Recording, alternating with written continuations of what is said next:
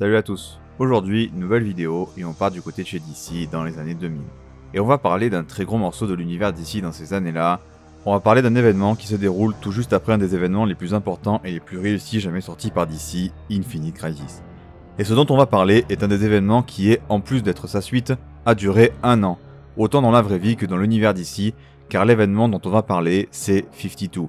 Et il s'est déroulé en temps réel avec une sortie d'un épisode chaque semaine pendant 1 an, qui concerne la majeure partie de l'univers d'ici. En plus, c'est écrit par 4 cracks absolus niveau scénario, Greg Rucka, Ed Brubaker, Grant Morrison et Geoff Johns. Mais sans plus tarder, rentrons dans le vif du sujet.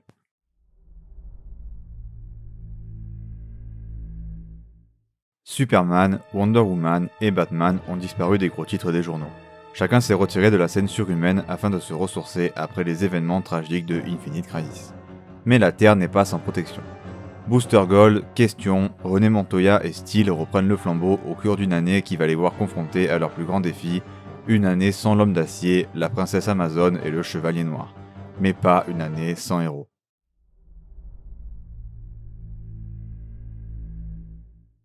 Alors pour commencer la partie histoire, autant vous dire que 52 est vraiment un événement énorme qui est ultra global et complexe, et qui en plus est vraiment très long. Il parle d'une quantité vraiment astronomique de choses dans l'univers d'ici. Évidemment, il a ses personnages principaux dont je reparlerai plus tard et qui sont d'ailleurs vraiment très nombreux, mais le comics a vraiment une importance capitale dans la continuité de chez DC Comics. C'est important de le comprendre avant même de rentrer dans l'histoire, et il est autant important pour l'histoire de l'univers DC que pour le défi éditorial immense qu'il a représenté. Tant sortir un épisode par semaine dans le monde du comics semble complètement fou. Et vraiment, ce concept de entre guillemets en temps réel est primordial au récit car tout est basé là-dessus. Évidemment, ça a amené le récit à avoir des immenses qualités mais également des immenses défauts qui sont souvent dus au délai très court pour réaliser ce récit titanesque. Du coup, c'est compliqué de savoir par où commencer, mais je pense que le mieux c'est de commencer par dire la chose suivante, c'est qu'on y retrouve en personnages principaux des héros et personnages secondaires de l'univers d'ici dans une intrigue complexe qui mêle plusieurs intrigues. En gros, chaque personnage a sa propre intrigue qui de temps en temps va rencontrer d'autres intrigues et elles vont donc se mélanger.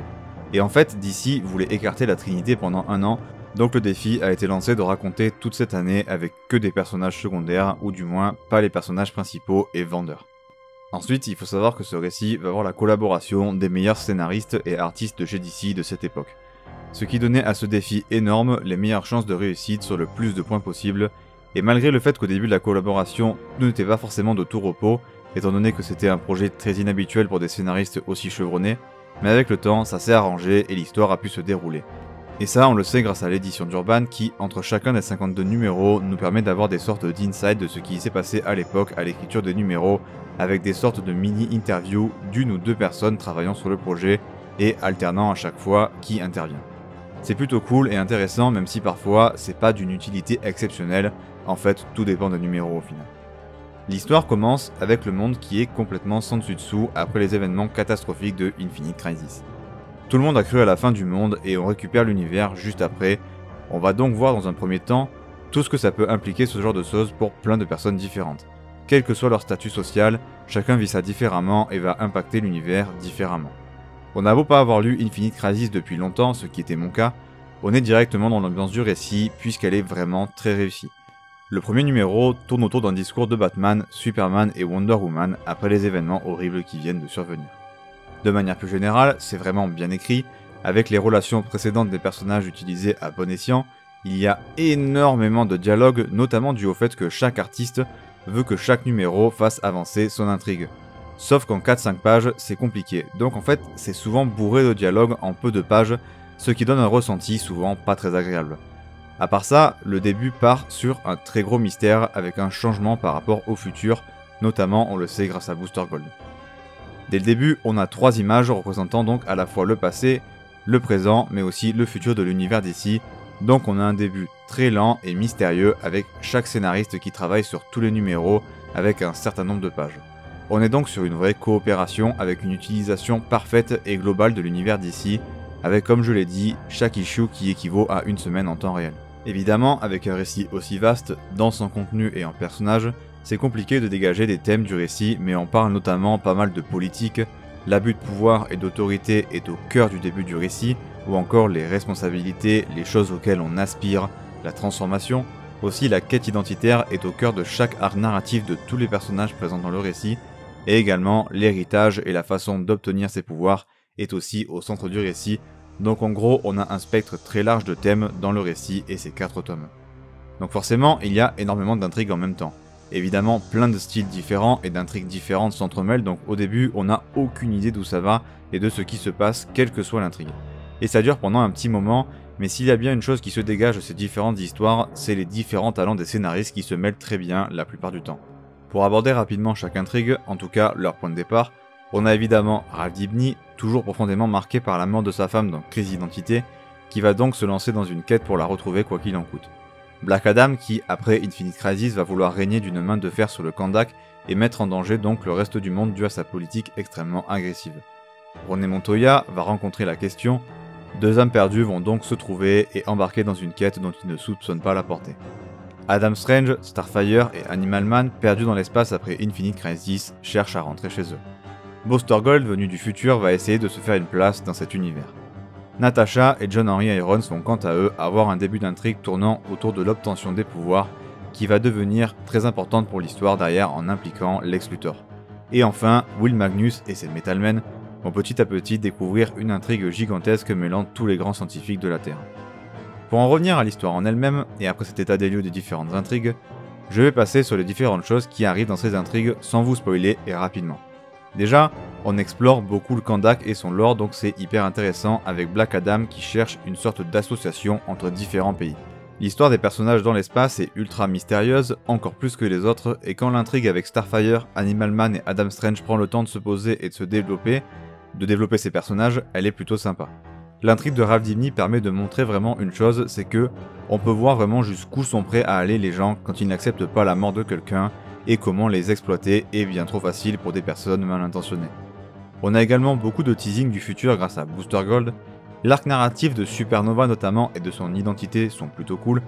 Au final, beaucoup de personnages traversent les mêmes choses émotionnellement parlant, mais leur finalité à la fin de l'année est complètement différente et il y a de sacrés retournements de situation sur certains personnages. Mais tout ça c'est bien sympa dans l'ensemble, le récit est plutôt bon, mais le problème découle vraiment de la globalité de l'histoire en fait. Autant d'intrigues aussi longues et écrites par des artistes différents donnent un ressenti très étrange à la lecture, en fait parce qu'un récit qui traite de tout l'univers d'ici, avec des intrigues très diverses qui impliquent énormément de personnages, au final certaines intrigues sont excellentes, d'autres absolument horribles. C'est très hétérogène en fait. Celle sur le Kahndaq et Black Adam est exceptionnelle et restera comme un de mes trucs préférés que j'ai pu lire chez DC. Mais notamment celle de Adam Strange, Animal Man et Starfire est une purge et je pèse mes mots. Je ne souhaite même pas à mon pire ennemi de s'infliger la lecture de ce truc. Donc en fait, le contenu alterne entre numéros incroyables et numéros ultra décevants. Donc j'ai trouvé la lecture au final assez moyenne malgré quelques intrigues vraiment excellentes, donc c'est plutôt dommage parce qu'en fait c'est vraiment très long, donc avoir des intrigues qui font des espèces de haut bas en permanence, c'est vraiment pas très agréable. Je vous conseille tout de même de vous faire votre propre avis, car pour être honnête, en tant que fan de DC, ça reste un must-have et rien que pour l'intrigue de Black Adam, de René Montoya et celle de Ralph Dibny, ça vaut vraiment le coup. Mais maintenant, passons aux personnages qui sont absolument cruciaux dans cette histoire.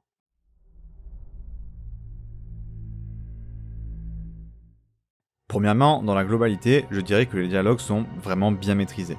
Même si encore une fois, ça dépend des moments, c'est toujours pareil. Lex Luthor tient une place plutôt importante dans le récit et il est vraiment trop intelligent et le travail sur le perso est plutôt cool et surtout son impact dans l'histoire est vraiment immense.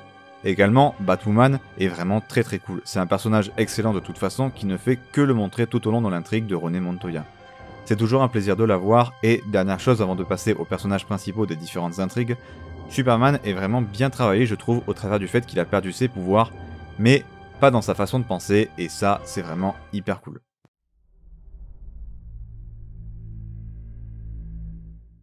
René Montoya, déjà au début, elle est quasi alcoolique. Elle boit pour oublier. Elle est lâche, repousse tous les gens et a récemment perdu un coéquipier et elle ne sait pas qui elle est. Chose très cool pour nous par contre, c'est qu'on est souvent dans sa tête donc on la connaît parfaitement.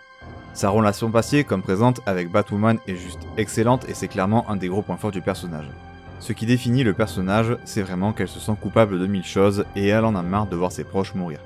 Évidemment, elle est toujours un peu suicidaire sur les bords, et évidemment, chose ultra majeure dans le traitement du personnage, c'est sa relation avec la question qui s'étoffe de ouf avec le temps et on s'attache vraiment à eux. On ressent vraiment l'attachement qu'ils ont l'un pour l'autre, et c'est vraiment un excellent personnage qui carry vraiment son excellent récit, mais maintenant abandonne son partenaire.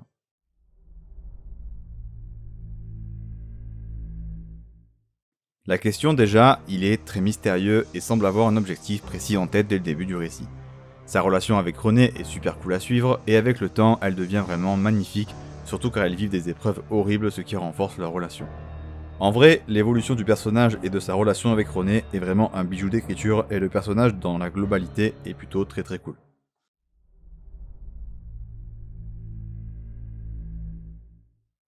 Alors pour Avdini déjà, il est toujours absolument au fond du gouffre depuis Crazy Identité et Infinite Crisis n'a fait que l'achever.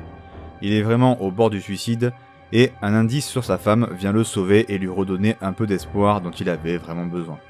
Le personnage nous permet aussi d'avoir un petit rappel d'à quel point Sue, sa femme, était incroyable, et la définition même de son arc narratif est la chose suivante: il est prêt à tout pour retrouver sa femme, quitte à aller beaucoup trop loin. Il est vraiment aigri, n'aime plus personne et ne pardonne plus rien à quiconque, et il tend de plus en plus à faire des actes horribles. Il va vraiment trop loin et son évolution est de manière générale exceptionnelle.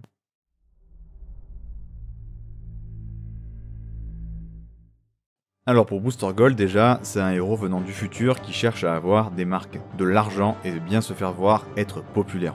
Il est vraiment bizarre et il a une morale bien à lui, qui veut dire surtout qu'il a une morale très tendancieuse. Vraiment, il est gênant dans ses ordres de priorité et aussi, lors de Infinite Crisis, il vient juste de perdre son meilleur ami, ce qui est très cool pour le développement du personnage. Ça l'a évidemment beaucoup affecté et a exacerbé ses défauts. Notamment le fait qu'il ne pense qu'à lui et ses méthodes sont hyper douteuses et sournoises. Son évolution et son histoire de manière générale sont plutôt cool et satisfaisantes, même si c'était pas non plus la meilleure intrigue, loin de là.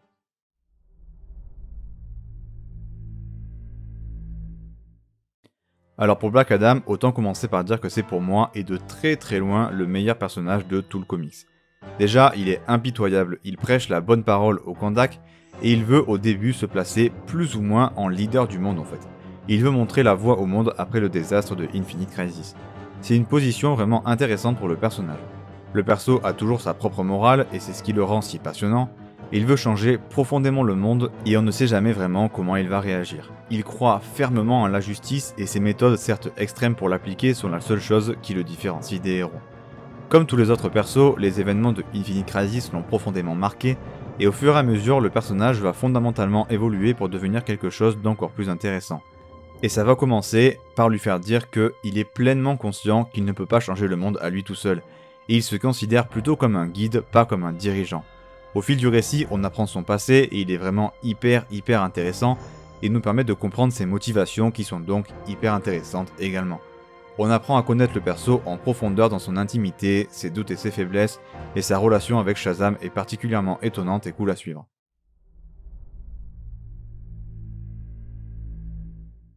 Alors pour Isis, dès sa première apparition, le perso fait trop changer Black Adam.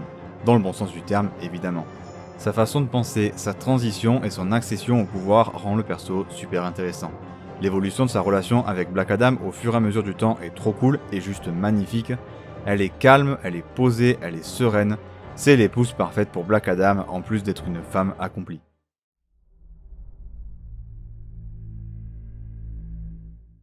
Alors pour Willie Magnus, c'est un perso plutôt cool, surtout sur sa volonté créationniste que j'ai trouvé particulièrement sympa.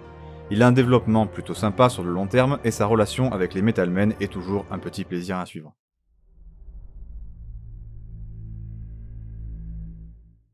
Alors pour Natasha et John Henry Irons, leur relation est très cool même si elle est plutôt classique. Au début de l'histoire, Steel semble souffrir de problèmes inconnus qu'il cache à tout le monde. Natasha quant à elle est vraiment déterminée à avoir des pouvoirs. Lui, il pense que chaque récompense doit être méritée, qu'il faut beaucoup travailler et suivre les règles, et il impose ça à sa nièce. Leur relation est donc, ça au point de départ, va évidemment évoluer. Leur relation est plutôt complexe et la manipulation et le manque de confiance n'arrangent rien et va les faire se faire détester pendant un temps du moins.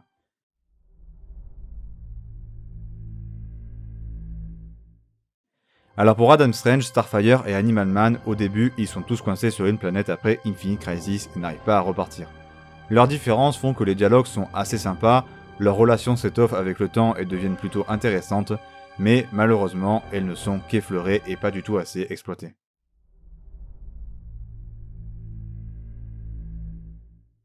Alors pour le dessin, il y a vraiment une palanquée de dessinateurs, donc compliqué de tous les citer. Mais déjà, les dessins sont hyper beaux, hyper classiques des années 2000, mais magnifiques et super passe-partout, avec notamment des personnages très expressifs. Ensuite, petit défaut, le découpage est très neutre et moyen, dû à la rapidité avec laquelle devaient être faits les numéros.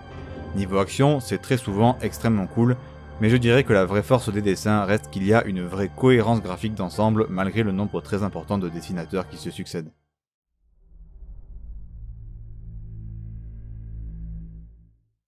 Alors pour le conseil lecture, je vais vous conseiller surtout de lire Crise d'identité puis Infinite Crisis dans cet ordre avant de lire 52.